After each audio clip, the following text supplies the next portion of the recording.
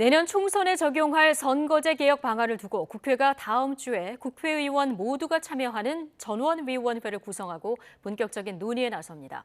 의원 정수를 늘리는 안은 싸늘한 여론에 일단 안건에서 빠졌지만 토론 과정에서 되살아날 가능성도 남아 있습니다. 권남기 기자입니다.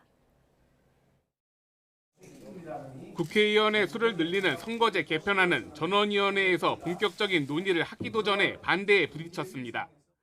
국회의원 정수는 절대 증언시키지 않겠습니다. 결국 국회는 중대선거구제와 권역별 병립형 비례제, 소선거구제와 권역별 준연동형 비례제, 개방명부식 대선거구제와 전국 병립형 비례제 등 3개의 안을 전원위원회에 올립니다. 방식은 제각각이지만 하나같이 국회의원의 수를 현행 300명으로 유지하는 방안들입니다.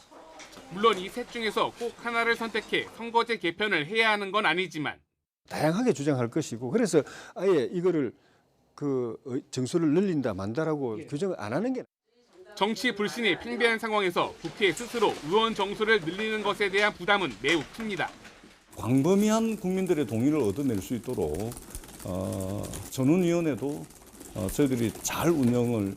실제로 한국갤럽의 여론조사를 보면 절반 이상은 오히려 국회의원의 수를 줄여야 한다고 생각했고 늘려도 된다는 응답은 10%도 안 됐습니다.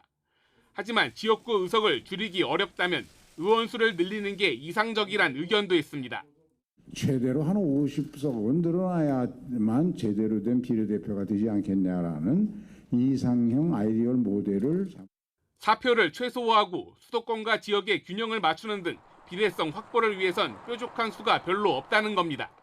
비례성과 대표성을 증가시키기 위해서 불가피하게 정수 확대에 대한 논의가 필요하다. 다른 선진국보다 인구 대비 국회의원의 수가 적다는 지적도 있는데 실제로 한국의 지난해 기준 의원 한 명당 인구수는 17만 명으로 경제협력개발기구 OECD 국가 중 4번째로 많았습니다. 여기에 국회의원의 전체 수가 늘어난다고 이들의 특권이 커지는 건 아니라는 설명도 나옵니다.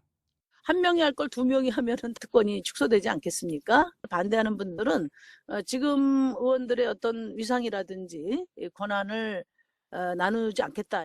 국민의힘 일각에서도 선거제 개혁을 위해선 의원 정수 확대가 불가피하다는 의견이 나오는 가운데 여야는 오는 30일 본회의에서 선거제 개편 관련 국회 전원위원회를 구성하고 이후 본격적인 공개 토론에 나설 계획입니다. 결국 토론 과정에서 국회의원 수를 늘리자는 논의가 진행될 가능성은 열려있다는 얘기인데 반대 여론을 어떻게 설득할지가 큰 벽으로 남아 있습니다. YTN 권남기입니다.